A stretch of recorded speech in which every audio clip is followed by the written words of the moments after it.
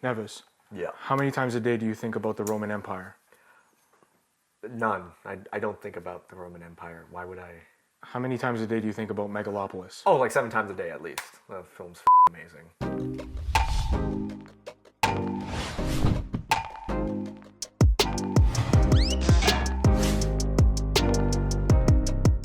Welcome back to the Real Talk Podcast, episode 164. I'm your host, Nathan, and I'm joined by the man himself, Matthew Neves, to my left. Thank you. And today, we are going to be reacting to Ridley Scott's Gladiator 2. Oh, yeah. The long-awaited sequel. 24 years in the making, I guess. I mean, yeah. also, maybe not so long awaited. Definitely a film that didn't need a sequel. No. Definitely not. I remember hearing about the unfinished scripts that they had for Gladiator 2 during the process. Like, Russell Crowe was like, yeah, they were thinking, like, Maximus is going to go to hell. He's going to fight demons and everything. I'm just like, what kind of shit was Ridley smoking during that period? Crazy. Yeah. Instead, we get a more grounded sequel in comparison. Sure. So let's briefly touch on the first Gladiator. Yes. It's a film that I don't think we've talked about on the podcast before. No? Yeah. First Gladiator, 103 million, grossed over 460 million worldwide. It was a huge hit. Oh, yeah. One of the biggest hits of the early 2000s, I think. One of Russell Crowe's biggest films. It's the one that got him the Oscar. Correct. And rightfully so, because I remember seeing the movie, and it's not my favorite Ridley Scott film by any means. It is for many people.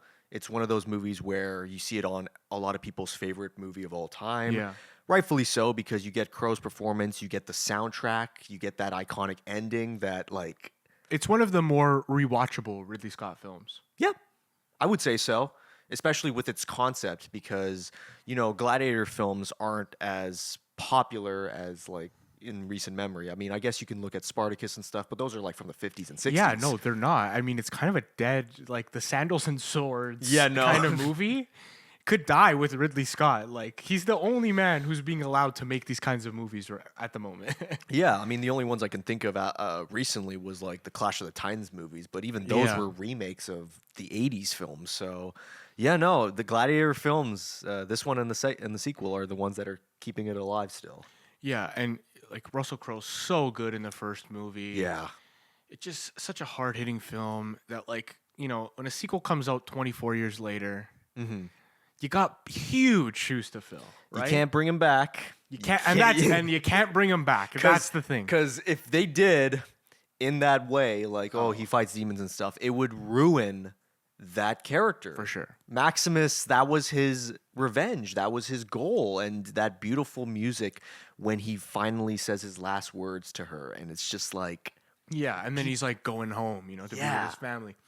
It's a beautiful ending. And then if you have him fighting demons, like, man, this guy, all of that was for nothing. Yeah. This man has no peace even when he's dead. To be fair, though, the opening text of this film kind of gave that vibe of... Everything that he stood for was fucked over. Right. 16 years later, it's like that's the title crawl you're going to get for this movie. That's basically a synopsis of what it said. They did like a Star Wars, like, Emperor, that galaxy's fucked. The Emperor's back. Yeah. And, somehow worse than ever. Palpatine has returned. Exactly. And that's what it felt like. But I did like getting into Gladiator 2. I did like the opening, like, 5 minutes, that cool art style of how they recapped the first one. In the beginning credits, those first introductions to these new characters. Right. If the opening of that painting animation was the only thing you saw from the first movie, I would have been completely fine. That's what I wanted But they to touch didn't. On. Yeah. 24 years later, and with this movie being set in the future, and with it kind of hitting the same beats already. Oh, God, yeah. Why does it need to rely on the first one as much as it does?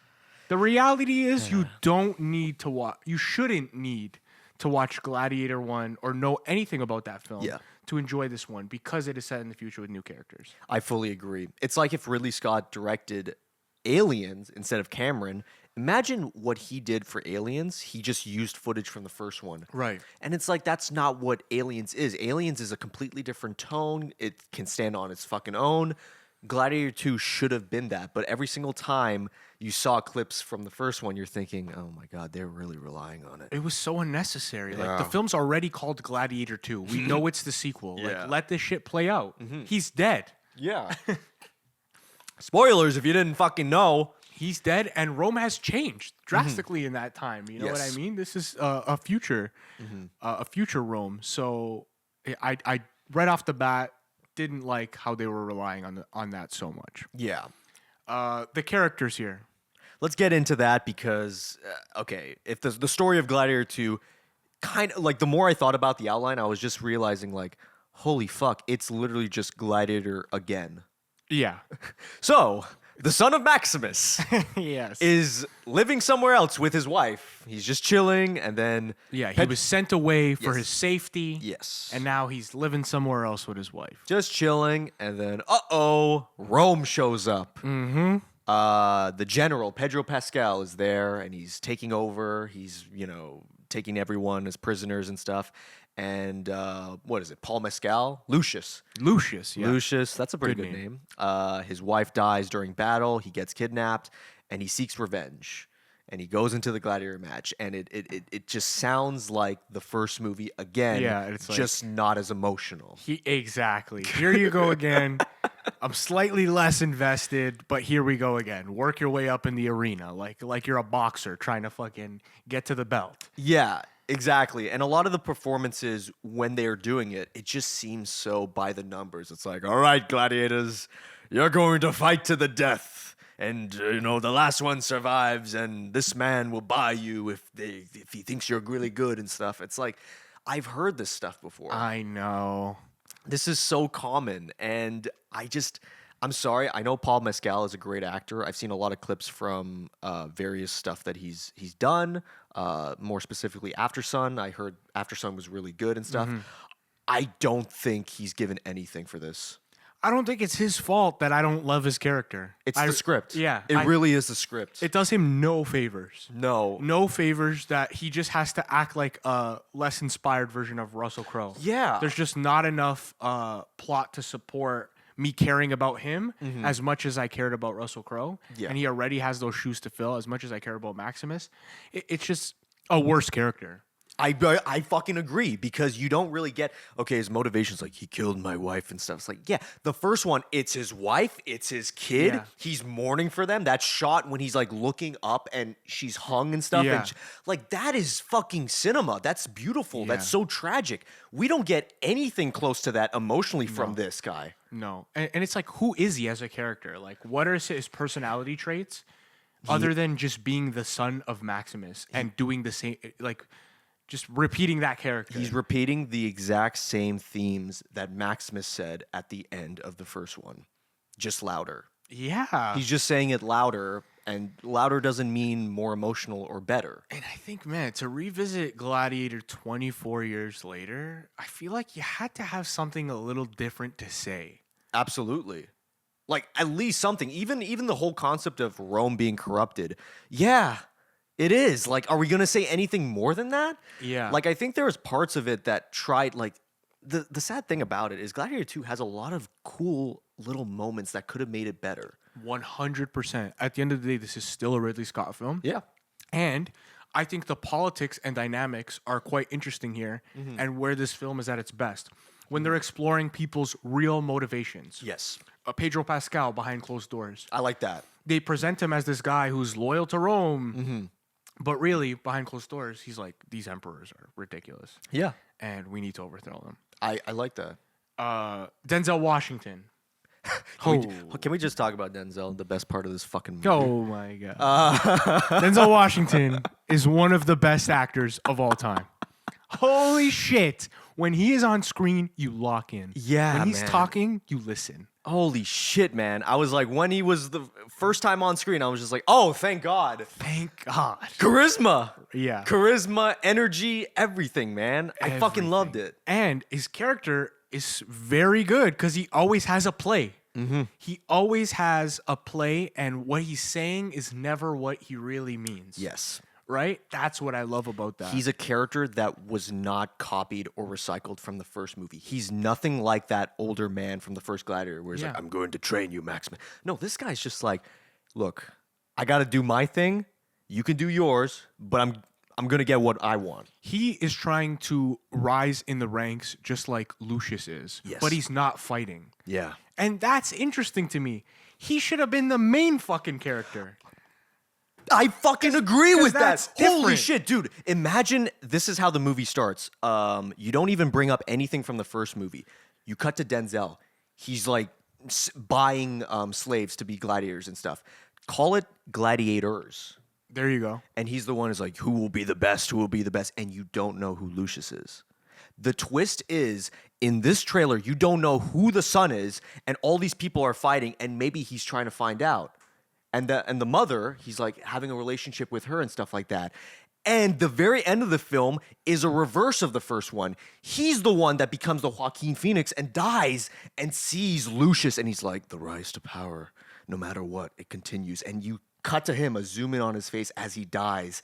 That's how the film ends. There's a film with something to say. Holy shit. Doing something different. Yeah, right? reversing the roles. Get the antagonist to be the main focus. Right. Oh. The rise of power, using the gladiator, using the arena, but not being forced to fight in it as the protagonist. Like, I like that. That's amazing. That's what I loved about Denzel's character is like he runs these fighting things and yeah, he's climbing the ranks like Lucius is, but behind the scenes, and he's playing. He's always 2 steps ahead, and I love that, especially the way he portrayed it. Like, he should have been the main character of this film. Yeah, and even some of the dialogue, I'm gonna be honest, some of it was pretty weak.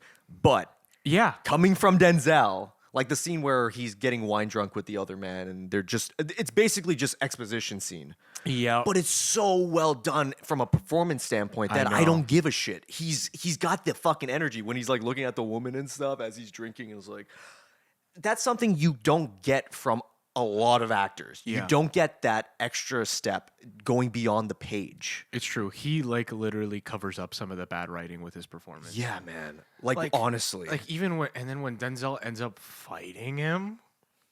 Yeah, that was a bit much. That's so stupid. That was a bit much. That's so not his character at all.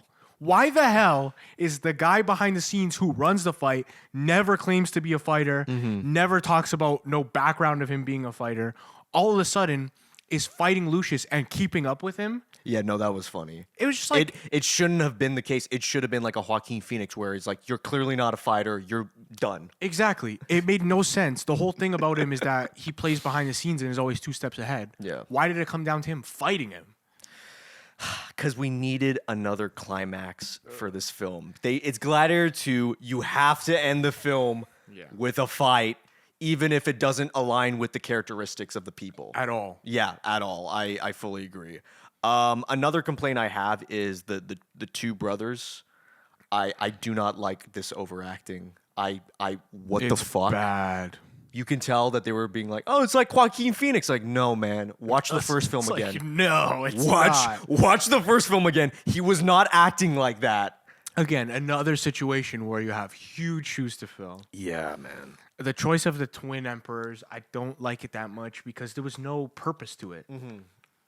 It could have worked if the performances weren't that fucking cartoony. It's so weird because it's like you're contrasting that with Denzel, Pedro Pascal. Everyone's playing it straight. Yeah. Everyone's doing a pretty good fucking job at it. And then they're just like... They're so cartoony that it's like, how would anybody respect these people as emperors? They don't even give background of like, maybe it's the father, the parent, nothing. They're just like, no, the 2 brothers. They've been ruling Rome for... These 2 children. What the fuck? And it's like, Joaquin Phoenix had these over-the-top moments, but also had these moments... He was very cautious of being menacing to the people. Yes. Show the people that acts of strength. They have none of that. You don't get that at all from them. It's like, why would anybody follow these people? It's like, well, there's the one brother that's like clearly mentally ill and is just, and then there's the other one that's like keeping him in restraint.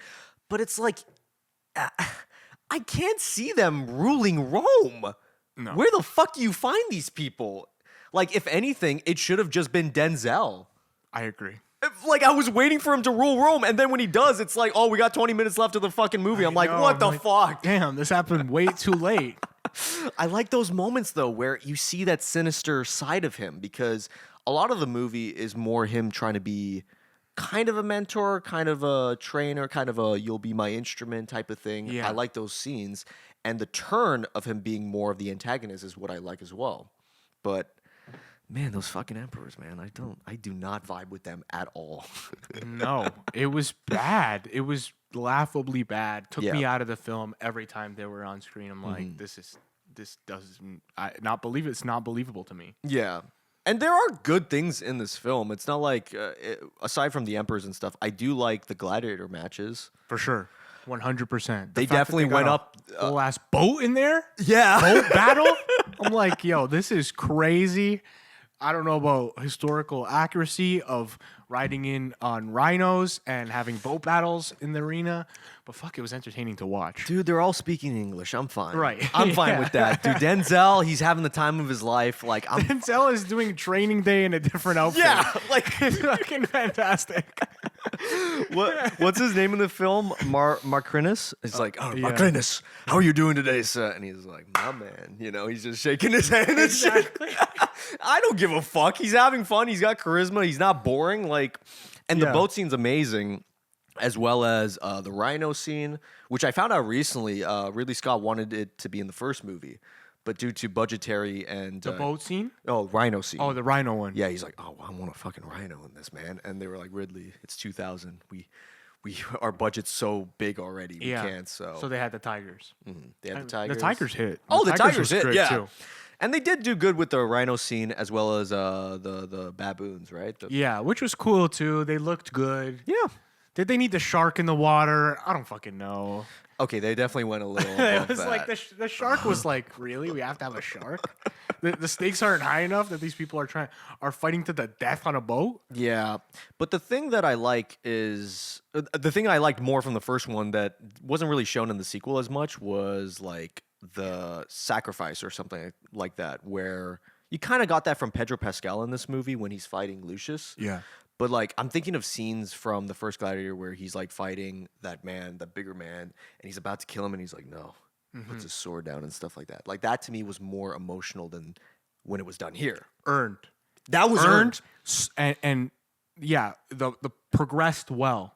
Here it was like but Lucius, the whole movie is like, fuck Rome. Yeah, that's it. I hate all you motherfuckers. Yeah. It's like I literally hate every single one of you. He tries to kill the emperor right off the bat with that crossbow. Yeah. He hates Rome. And it just felt like he hates his mother. Yeah, okay. Can we talk about that? He cusses her out. Yeah.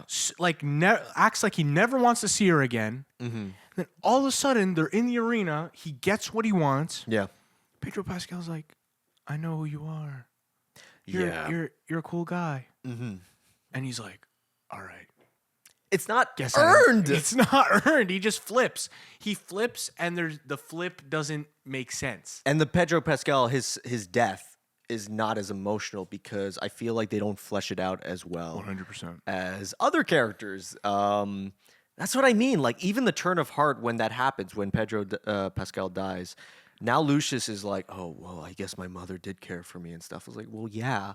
Yeah. Like that's the that whole soap opera thing of the dynamic between mother and son and like stepfather. It's just like every time it was brought up, I was just like, man, like this is long. I know. This is very soap opera. And there is something interesting in there, though. Yeah. The execution was kind of poor. There is something interesting about, like,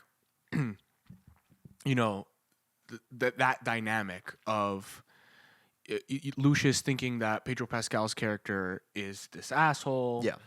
But really, there's, like, this deeper layer that they don't know. And It could have worked. it could have worked. A good example that I remembered recently was Avatar 2, the bad guy, his son. Right. That was a great relationship of him like being the bad guy and turning and whatnot. I feel like Pedro Pascal could have been the same way, where he's like, oh, you know what, Lucius, like maybe he does have something, and they could have had more of a relationship as stepfather and son, and 'cause- they never do. No, all you really get is this scene where it's like they tell Pedro Pascal, and he's like, "Oh, really? It's him?" And then they're in the arena, basically, right? Yeah. It's like there's no Nothing. building. There's no relationship there. That's why the stakes feel. And when you don't have that type of characteristic from either of them, you don't have as strong of a relationship from any of the characters as you do the first one. Yeah. What do you have? You have pure action. You got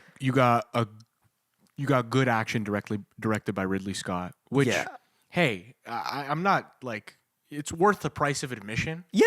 100%. Ridley Scott is great at doing action, and because this follows the beats of an already great movie, it's good.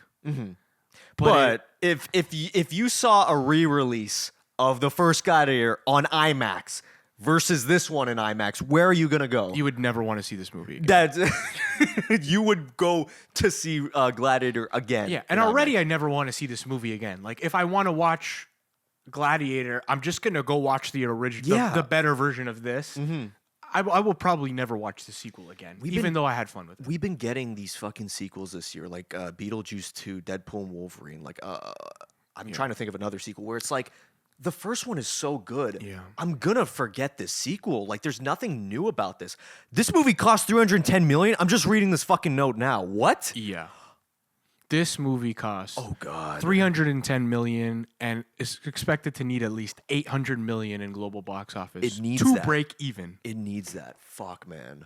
which is setting it up to fail, like a lot of Ridley Scott's recent films, unfortunately. With a budget like that? What the fuck? Yeah, it's a setup. Like, I get people like Gladiator; it's a recognizable IP, but was there that much hype? Like, Well, you just said the first one made $460 million. Yeah. And I get longevity and I get like the icon, but that's too much. $310 million? I did not expect that. it's insane. Who do you think has the best performance of this movie? Denzel, what the fuck? Easy ass. Like, that's Easiest. easy ass. I wouldn't be surprised if the Academy gave him a nomination. I'd be like, yeah, No, best supporting actor. yeah, He has to get the nomination. absolutely. I think he could win. Right now, like, I haven't really thought about the best supporting actor performances this year, who I liked and who I think, could take that. But immediately, Denzel needs the nomination and potentially could win. I could see that. With At some least- better writing, I think he would be a shoo-in for it. I think so. At least a nomination for him because he's really giving it his all. Best wait. scene of the film. Best scene of the film. Oh, fuck, you're going to give me that.